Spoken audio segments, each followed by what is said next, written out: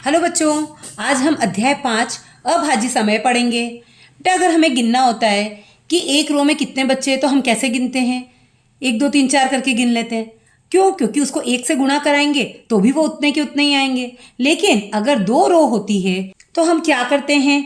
2 रो होती है तो हम एक बार की रो में कितने बच्चे हैं वो गिन लेते हैं और उनको आपस में गुणा करा देते हैं। जैसे यहाँ 1 2 3 4 पंक्ति है और ऐसी 2 रोज हैं तो 2 को 4 में गुणा करा देंगे तो हमारे पास स्टूडेंट्स की संख्या आ जाती है या बच्चों की संख्या आ जाती है कि 8 बच्चे हैं। ऐसे ही यदि 4 रो हैं और हर एक में 2 2 बच्चे हैं तो 4 का 2 से गुणा करा देंगे। और यदि 8 बच्चे हैं और पंक्ति एक ही है तो हम 1 2 3 4 करके 8 गिन लेंगे या फिर 8 में 1 का गुणा करा देंगे। इस प्रकार से हम किसी भी चीज की संख्या को गिन सकते हैं। हम देखते हैं कि संख्या 8 को संख्या 2 और 4 पूरा पूरा विभाजित करती है तथा वह 1 और 8 से भी पूरी तरह विभाजित होता है। तो हम ये कह सकते हैं कि 8 जो संख्या है उसके 1 2 4 और 8 ये गुणनखंड है और 8 जो है वो इन सब संख्याओं का गुणज है। तो गुणनखंड क्या होता है? किसी संख्या का गुणनखंड उसका पूरा पूरा विभाजक होता है। मतलब ऐसी संख्या जैसे 8 है तो वो किस किस के पहाड़े में आ रही है वो उसका गुणनखंड होगा। और गुणज क्या होता है कि 8 के पहाड़े में कौन कौन सी संख्या आ रही है, जैसे 16 32 तो वो उसका गुणज होगा। एक संख्या का गुणज उस संख्या से बड़ा या उसके बराबर हो सकता है। जैसे 8 का गुणज है तो 8 एकम 8 या तो उसके बराबर होगा या फिर उससे बड़ा, जैसे 16 32 ऐसे होगा। आइए पता लगाएं 12 के सभी गुणनखंड। तो देखिए 12 के गुणनखंड कौन कौन से होंगे, 12 किस किस के पहाड़े में आता है? तो सबसे पहले 1 के पहाड़े में तो सभी संख्या आती है, फिर 2 के पहाड़े में 6 बार में 12 आता है, फिर 3 के पहाड़े में 4 बार में 12 आता है। तो यही इसके गुणनखंड होंगे। जैसे कि 3 फिर 4 के पहाड़े में भी 3 बार आता है, 6 के पहाड़े में 2 बार आता है और 12 के पहाड़े में 12 एक बार आता है। अब अगर आप ध्यान से देखोगे तो 1 और 12 का जब गुणा कराते हैं तो 12 होता है, 6 और 2 का गुणा कराने पर भी 12 होता है और 3 और 4 का गुणा कराने पर भी 12 होता है। इसी प्रकार से हमें गुणनखंड प्राप्त होते हैं। और अगर हम 12 के गुणज निकालें तो हम क्या करेंगे, 12 का पहाड़ा लिख देंगे। जैसे 12 24 36 48 60 72 ऐसे हम पहाड़े को और आगे तक बढ़ाते जाएंगे और इसके गुणजों को ज्ञात कर सकते हैं। 12 को विभिन्न प्रकार से 2 संख्याओं के गुणनफल के रूप में लिखा जा सकता है, जैसे कि 1 गुणित 12 या फिर 2 गुणित 6 या फिर 3 गुणित 4 हम ऐसे लिख सकते हैं। संख्या 1 और 12 दोनों ही 12 का गुणनखंड है। उसी प्रकार से संख्या 2 और 6 ये दोनों भी 12 के गुणनखंड है और 3 और 4 ये भी 12 के गुणनखंड है। 12 के गुणनखंड या तो 12 के बराबर होंगे या उससे छोटे होंगे। देखिए या तो 12 होगा या फिर उससे छोटी संख्या उसके गुणनखंड होंगे। 12 के गुणज असीमित होंगे क्योंकि हम पहाड़ा आगे आगे बढ़ाकर और आगे तक ले जाया जा सकता है। 12 के गुणज जो होंगे वो या तो 12 के बराबर होंगे या फिर उससे बड़े होंगे।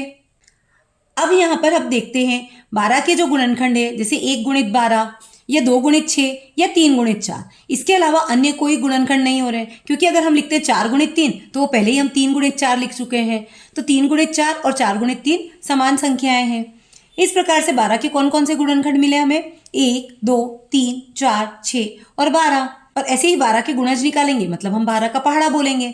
तो इसको भी हम आगे आगे बढ़ा सकते हैं। प्रश्न क्रमांक 1, निम्नलिखित में से सबसे छोटी अभाज्य संख्या कौन सी है?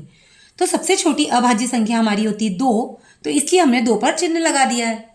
प्रश्न क्रमांक 2, एक शिक्षक अपनी कक्षा में उपस्थित सभी विद्यार्थियों को 5-5 टॉफियां बांटता है। बताइए शिक्षक के पास कुल टॉफियों की संख्या का इकाई अंक निम्नलिखित में से क्या हो सकता है यदि वितरण के बाद उसके पास कोई टॉफी शेष ना बचे? तो देखिए उसने सबको कितनी कितनी टॉफियां दी? 5। और 5 के पहाड़े को हम लिखते तो कैसे आता है? हमने 5 का पहाड़ा बचपन से देख रखा है। 5 10 15 20 25। तो देखिए या तो इसमें 5 आएगा या 0 आएगा।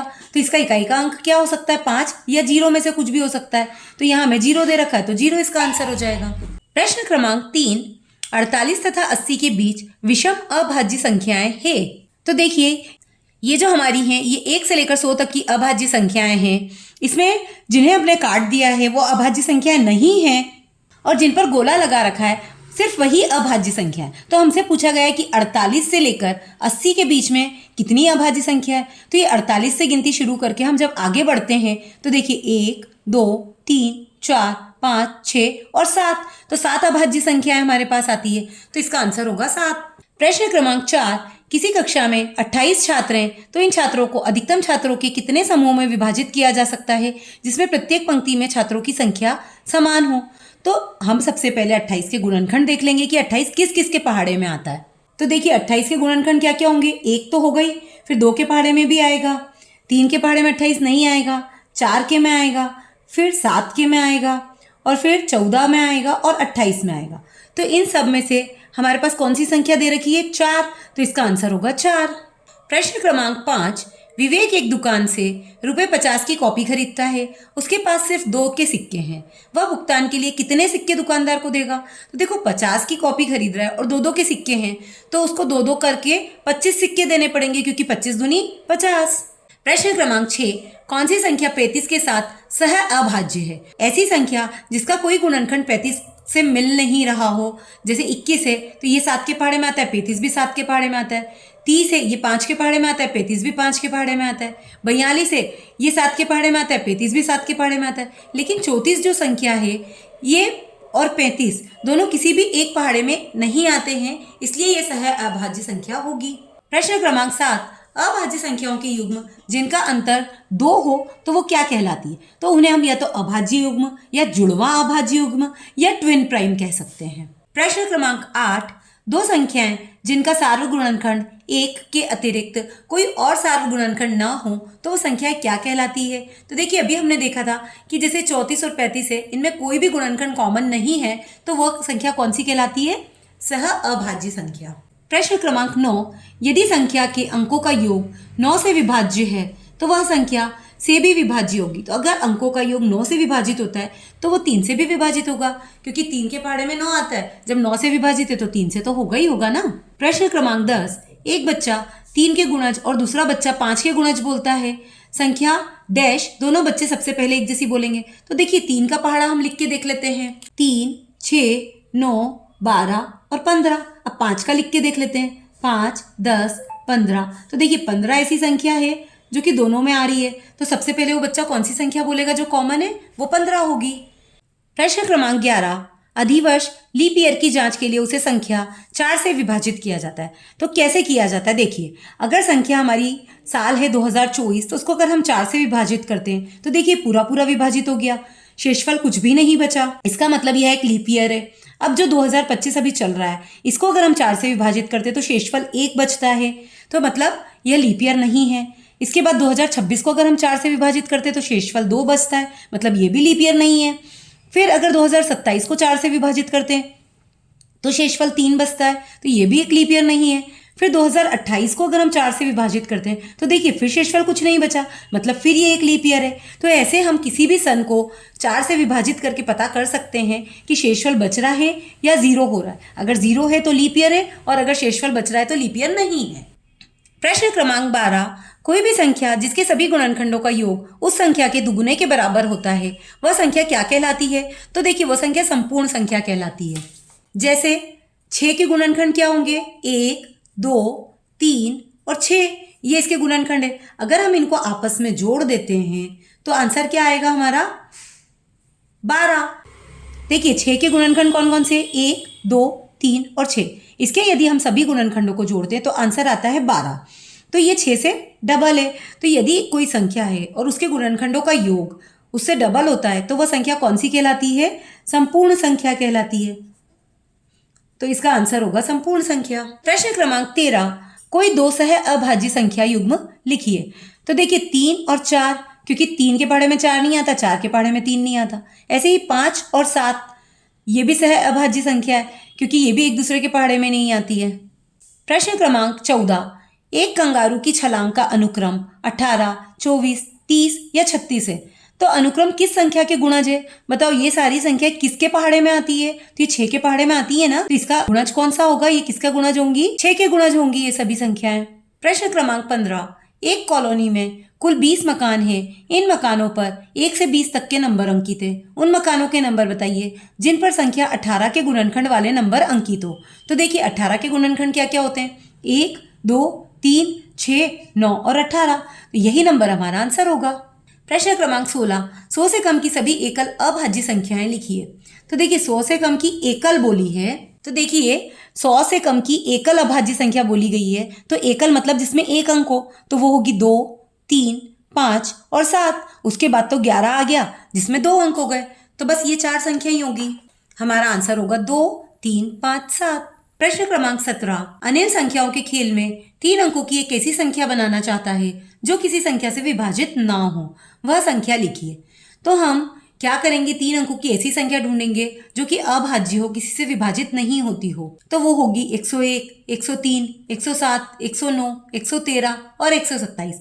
ये संख्याएं किसी और संख्या से विभाजित नहीं होती है। प्रश्न क्रमांक 18, एक मोबाइल टेलीफोन नंबर 10 अंकों का है जिसमें पहले के 4 अंक 9979 है और शेष अंक 83560 से बने हैं। किसी एक अंक को 2 बार प्रयोग करके छोटे से छोटा मोबाइल नंबर बनाना है जो कि 8 से विभाज्य हो। तो देखिए हमें कंडीशन क्या दे रखी है कि पहले के जो 4 अंक है वो होने चाहिए 9979, तो वो हमने लिख लिए। अब बचे 6 अंक, उनमें हमें इनका उपयोग करना है और किसी एक अंक का डबल उपयोग कर सकते हैं और छोटा मोबाइल नंबर बनाना है और फिर वो 8 से भी भागित होना चाहिए। तो हम क्या करेंगे, सबसे छोटा नंबर है 0, उसको हम 2 बार ले लेते हैं। फिर 8 से भाग देने के लिए कंडीशन क्या होती है कि पीछे के अंक जो हैं वो 8 से विभाजित होने चाहिए। तो पीछे के अंक में हम 6 और 8 मतलब 68 अगर ले लेते हैं तो ये 8 के पहाड़े में आ जाएगा। तो ये बीच में जो बचा है 3 और 5, इसमें हम पहले छोटा अंक 3 फिर 5 ले लेते हैं और फिर 6 और 8 ले लेते हैं। तो हमारा नंबर बन जाएगा 9979003568। ये हमारा टेलीफोन नंबर बन गया। प्रश्न क्रमांक 19, एक मिठाई की दुकान पर 60 लड्डू और 90 पेड़े हैं। दुकानदार उन्हें इस प्रकार बांटना चाहता है कि प्रत्येक थाली में समान संख्या में लड्डू और पेड़े हों। अधिकतम कितनी थालियां बनाई जा सकती है? तो देखिए सबसे पहले हम 60 के गुणनखंड कर लेते हैं और 90 के गुणनखंड कर लेते हैं। तो हमें क्या प्राप्त हुए, 2 गुणित 2 गुणित 3 गुणित 5 और 90 के ये गुणनखंड प्राप्त हो गए। अब इन दोनों का हम HCF या हाईएस्ट कॉमन फैक्टर निकालते हैं। तो देखिए दोनों में 2-2 आ रहा है, दोनों में 3-3 आ रहा है और दोनों में 5-5 आ रहा है। तो दोनों में से एक एक संख्या हमने बाहर ले ली, इसे हम कहते हैं HCF निकालना। अधिकतम थालियों की संख्या इनका मल्टीप्लाई होगी, जैसे 2 तिया 6, 6 पंजे 30, तो अधिकतम 30 थालियां बना सकता है। संख्या 17 और 71 अभाज्य संख्याएं हैं और इन दोनों संख्याओं में 2 अंक 1 और 7 हैं। 100 तक की संख्याओं में ऐसे युग्म ज्ञात कीजिए जिसमें दोनों अंक समान हों। तो देखिए ये हमारे पास 100 तक की अभाज्य संख्या है, तो इसमें ये 13 है और ये 31 है, ये 1 3 और ये 3 1, एक तो ये युग्म समान हो गया। एक ये 17 का हमें बता ही रखा है कि 1 7 और 7 1 ये युग्म समान है। फिर उसके बाद हमारा ये 3 7 और 7 3 ये युग्म भी समान हो जाएगा। उसके बाद देखिए 7 9 और 9 7 ये युग्म एक समान हो रहा है। बस ये 3 ही युग्म 1 से लेकर 100 तक में हमारे पास होंगे जिनके अंकों को पलटने पर भी वह अभाज्य संख्या ही प्राप्त हो रही है।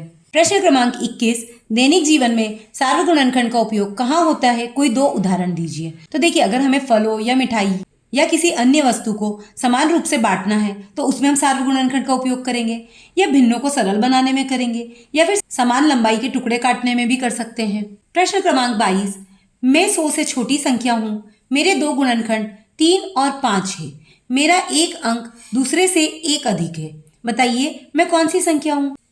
देखिए 100 से छोटी संख्या है जिसके 2 गुणनखंड 3 और 5 है, तो हम क्या करेंगे, 3 और 5 का गुणा करा लिया तो कितना आ गया 15। 15 के गुणज लिख देंगे क्योंकि 3 और 5 दोनों के निकालने हैं ना, तो कॉमन तो 15 में ही निकलेंगे। तो 15 का पहाड़ा लिख दिया, 15 30 45 60 75 90। अब हमें कंडीशन क्या दी है कि मेरा एक अंक जो है वो दूसरे से 1 अधिक है। तो देखिए ऐसा यहाँ पे सिर्फ दिखाई दे रहा है कि 4 से 1 अधिक 5 है, तो इसका आंसर होना चाहिए 45। प्रश्न क्रमांक 23, विभिन्न अंकों वाली 4 अंक की सबसे छोटी संख्या ज्ञात कीजिए जो 3 से विभाज्य हो। देखिए 3 से विभाजित होने के लिए अंकों का योग 3 के पहाड़े में आना चाहिए। तो 3 के पहाड़े में क्या क्या संख्या आती, 3 6 9 12। अब 4 अंक की संख्या चाहिए और छोटी चाहिए, तो सबसे पहले तो हम ले लेते हैं 1, फिर 0 ले लेते हैं। अब इसमें हम ऐसा क्या जोड़ें कि हमारे पास इनमें से कुछ आ जाए। तो 3 तो आ नहीं सकता क्योंकि 4 अंकों की बनानी, अगर हमने यहाँ 2 लिया तो ही 3 हो जाएंगे। अब एक और अंक लेना बाकी है हमें, तो अब हम क्या करेंगे, 6 पे चलते हैं। 1 और 2 कितना हो गया 3, और 6 बनाने के लिए हमें कितना चाहिए, 3 और चाहिए, तो हमारा आंसर होना चाहिए 1023। प्रश्न क्रमांक 24, ग्रिड को केवल अभाज्य संख्याओं से भरिए ताकि प्रत्येक पंक्ति का गुणनफल पंक्ति के दाईं ओर की संख्या हो और प्रत्येक स्तंभ का गुणनफल स्तंभ के नीचे की संख्या हो। मतलब हमें ऐसे लिखना है कि अगर ऐसे गुणा करें तो 105 आ जाए और ऐसे गुणा करें तो 28 आ जाए। तो देखिए उसके लिए सबसे पहले हम क्या करेंगे, 105 के अभाज्य गुणनखंड लिख लेंगे। 7 पंजो 35, 35 तिया 105, 2 दूनी 4, 4 पंजे 20, 2 तिया 6, 6 पंजे 30। ऐसे ही हम खड़े में भी लिख लेंगे। तो क्योंकि हमें ऐसे दिया इसलिए हमने खड़े में ही लिखा है। 7 दूनी 14 दूनी 28, पचम का 25 पंजे 125, 2 तिया 6 तिया 18। तो देखिए अब हमें ऐसी संख्या भरनी है कि ऐसे और ऐसे दोनों तरफ से गुणा बैठ जाए। तो 125 के गुणनखंड क्या है हमारे पास, 5 गुणित 5 गुणित 5। इसमें कोई भी संख्या अलग नहीं है तो हम तीनों को बीच में पहले लिख देते हैं। फिर 28 के गुणनखंड क्या है, 7 गुणित 2 गुणित 2। और 105 में भी 7 आ रहा है तो 7 मतलब हम यहाँ लिख देते हैं क्योंकि इसमें भी 7 है और इसमें भी 7 है। फिर 2 2 है और इधर भी 2 2 है तो हम यहाँ दोनों में 2 2 लिख देते हैं। अब क्या बचा, देखो 7 हो गया, 5 हो गया तो 3 बचा है, वो यहाँ आ जाएगा। इधर 2 हो गया, 5 हो गया, बचा 2, वो यहाँ आ जाएगा। इधर 2 और 5, उसके बाद बचा क्या 3, वो यहाँ आ जाएगा। अब अपन गुणा करके चेक कर लेते हैं। 7 पंजो 35 तिया 105, 2 पंजे 10 दूनी 20, 2 पंजे 10 तिया 30, 7 दूनी 14 दूनी 28, पचम का 25 पंजे 125, 3 दूनी 6 तिया 18। तो ऐसे हम इस ग्रिड को भर सकते हैं। प्रश्न क्रमांक 25, एक विद्यालय हर 30 दिन में विज्ञान प्रदर्शनी और हर 45 दिन में खेल प्रतियोगिता आयोजित करता है। यदि दोनों कार्यक्रम 1 जनवरी को आयोजित किए गए थे तो अगली बार कितने दिनों बाद दोनों कार्यक्रम एक साथ होंगे। तो देखिए 30 दिन में विज्ञान प्रदर्शनी होती है और 45 दिन में खेल प्रतियोगिता होती है तो हम 30 का पहाड़ा या 30 के गुणज लिख लेंगे। 30, 60, 90, 120, 150। ऐसे ही हम 45 के गुणज लिख लेंगे। 45, 90, 135 ऐसे आगे बढ़ाते जाएंगे। तो दोनों में कॉमन क्या आ रहा है, दोनों में कॉमन है 90। तो 90 दिन के बाद ये एक साथ आयोजित होगी पुनः। प्रश्न क्रमांक 26, 4 अंकों की सबसे बड़ी और सबसे छोटी संख्या ज्ञात कीजिए जो 4 से विभाज्य हो। तो देखिए 4 अंकों की सबसे बड़ी संख्या कौन सी होती है, 9999। इसके पीछे के 2 अंकों को हम 4 से भाग दे के देखते हैं तो 3 शेषफल बचता है। फिर इससे छोटी संख्या 98, उसके भी 2 अंकों को पीछे के 4 से भाग दे के देखेंगे तो 2 शेषफल बचेगा। फिर 9997, इसके भी 2 अंकों को 4 से भाग दे के देखेंगे तो शेषफल 1 बचेगा। फिर 9996, तो 96 को 4 से भाग दे के देखेंगे तो कुछ भी शेषफल नहीं बचा। मतलब ऐसी सबसे बड़ी संख्या 4 अंकों की जो कि 4 से विभाजित हो वो होगी 9996। तो ऐसी 4 अंकों की सबसे बड़ी संख्या जो 4 से विभाजित हो वो होगी 9996। अब 4 अंकों की सबसे छोटी संख्या कौन सी होती है, तो वो होती है 1000। इसमें पीछे क्या आ रहा है, 2 जीरो, और जब भी 2 जीरो आते हैं पीछे मतलब वो 4 से पूरी तरह विभाजित है। तो 4 अंकों की जो सबसे छोटी संख्या है वही ऐसी संख्या होगी जो 4 से विभाजित भी हो जाएगी। प्रश्न क्रमांक 27, क्या संख्याएं 63 और 231 सह अभाज्य संख्याएं हैं, अपने उत्तर की पुष्टि कीजिए। तो सबसे पहले हम 63 के गुणनखंड निकाल लेते हैं। ये इसके आ गए गुणनखंड 3 गुणित 3 गुणित 7। ऐसे ही 231 के गुणनखंड निकाल लेते हैं, 3 गुणित 7 गुणित 11। इसमें देखिए 3 ऊपर भी आ रहा है और यहाँ पर भी आ रहा है और 7 भी आ रहा है, दोनों में कॉमन है 3 और 7। तो जब दोनों के सार्व गुणनखंड 3 और 7 हैं तो यह संख्याएं सहअभाज्य संख्या नहीं हो सकती है। प्रश्न क्रमांक 28, 11 एक अभाज्य संख्या है और 2 गुणित 11 प्लस 1 मतलब 23 भी एक अभाज्य संख्या है। क्या और भी ऐसी अभाज्य संख्या है जिन्हें 2 से गुणा करके 1 जोड़ने पर अन्य अभाज्य संख्या प्राप्त हो जाए? ऐसे कम से कम 5 उदाहरण दीजिए। तो देखिए 2 में अगर हम 2 का गुणा करते हैं और 1 जोड़ देते हैं तो आता है 5 जो कि अभाज्य संख्या है। ऐसे ही 2 में 5 का गुणा करके 1 जोड़ने पर 11 आता है, ये भी एक अभाज्य संख्या है। 2 में 11 का गुणा करके 1 आता है तो आंसर आएगा 23, ये भी अभाज्य संख्या है। 2 में 23 का गुणा करने पर और 1 जोड़ने पर आंसर आएगा 47, ये एक अभाज्य संख्या है।